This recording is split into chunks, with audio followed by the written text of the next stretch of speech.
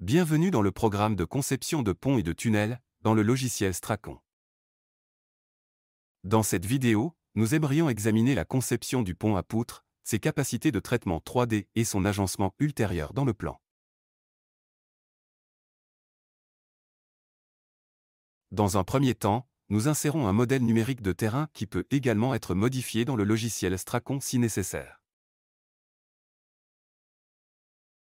Le programme fournit des coordonnées globales. Ici, nous avons le format Gauss-Krugel et le système de coordonnées UTE également disponible. Même sans modèle de terrain, le 3D fournirait les coordonnées globales à ce modèle en prenant en compte le tracé et les valeurs de gradient. Les formats habituels sont supportés, tels que le type de données des 40 fournis dans notre exemple. Bien sûr, la saisie manuelle des données est également possible. Par exemple, la saisie de la valeur du gradient est montrée ici. Les lignes 2D et les valeurs de gradient créent finalement notre tracé 3D. Lors de la conception du bâtiment, les niveaux de station peuvent être saisis pour le tracé 3D sélectionné. Dans ce cas, le plan d'intersection, c'est-à-dire l'axe du terrain construit, est requis en premier en spécifiant la valeur de l'abscisse curviligne et l'angle.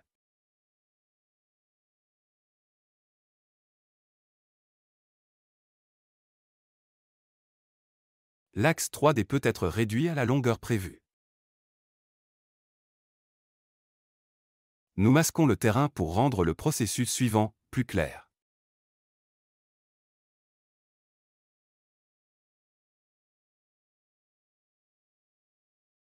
Des niveaux d'abscisse curviligne supplémentaires, tels que des axes ou des plans de joints, peuvent être saisis à l'aide de leur propre valeur ou en fonction des abscisses curvilignes existantes.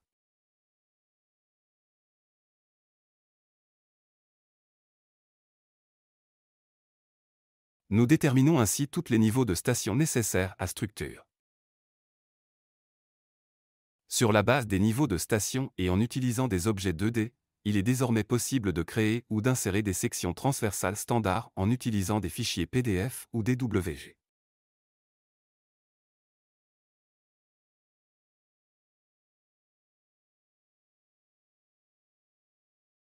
Les objets séparés de cette section, tels que les chapeaux, le tablier ou la superstructure, sont affectés aux matériaux et étirés entre les stations sélectionnées.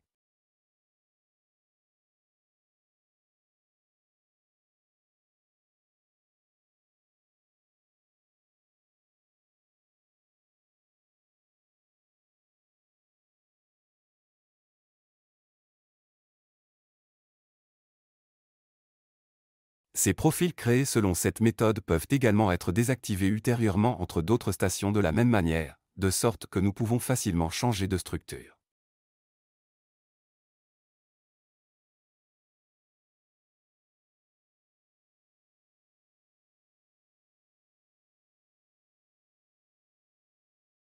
Nous avons également modélisé les piliers avec la même technique de modélisation.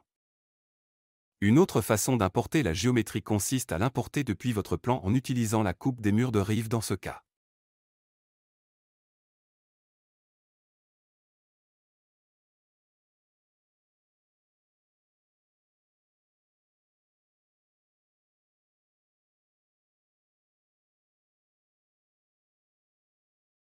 Nous les étendons également entre les stations et les coupons ensuite au milieu.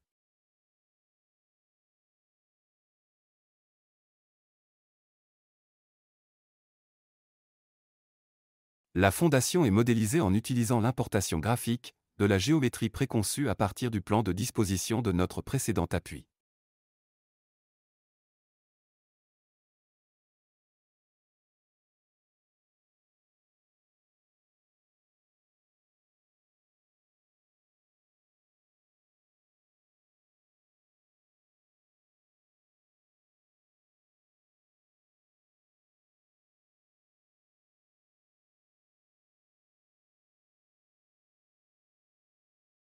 Nous pouvons créer un plan incliné à 60 degrés de parois minces en utilisant tout le cadre du pont. Cela n'affecte pas d'autres objets, par exemple la fondation.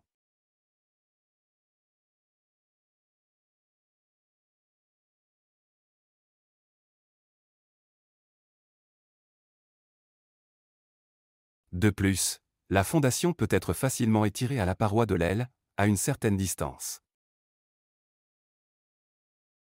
Comme déjà montré au début, la géométrie peut également être créée dans l'éditeur, dans ce cas pour les bords du pont, pour lesquels nous avons placé des stations parallèles aux extrémités des bords du pont.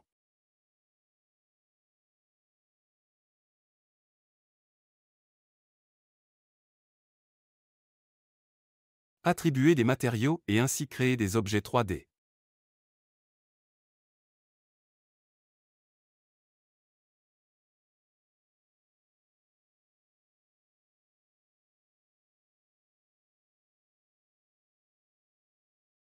Des points séparés d'objets en coupe transversale peuvent être marqués. Nous pouvons également fournir une description détaillée de ce marquage. Différents types de vues et de coupes peuvent être générés dans le plan, par exemple, la vue de dessus. S'il est enregistré dans un plan avec un système de coordonnées globales, on considère que cette vue et les autres vues 3D avec WCS ont été automatiquement placées correctement.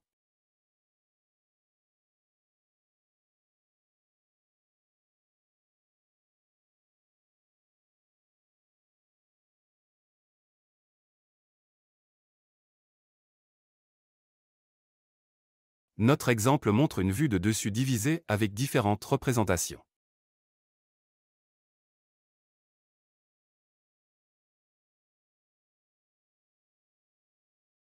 De plus, il existe une commande coupe curviligne qui génère la section directement à travers le tracé ou à travers les courbes supplémentaires saisies.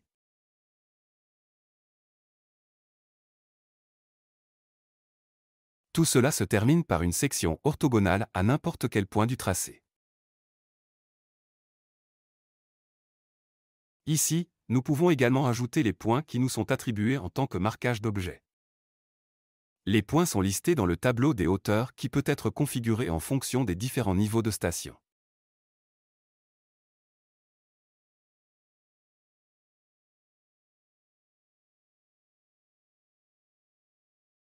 De telles modifications, telles que les modifications de valeur au niveau de l'abscisse curviligne, entraînent des modifications dans tous les objets de pont associés.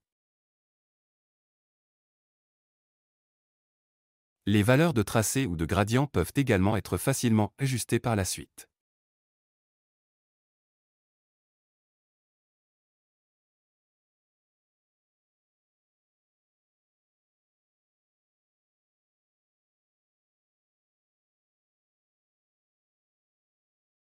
Conception de pont BIM avec le logiciel Stracon.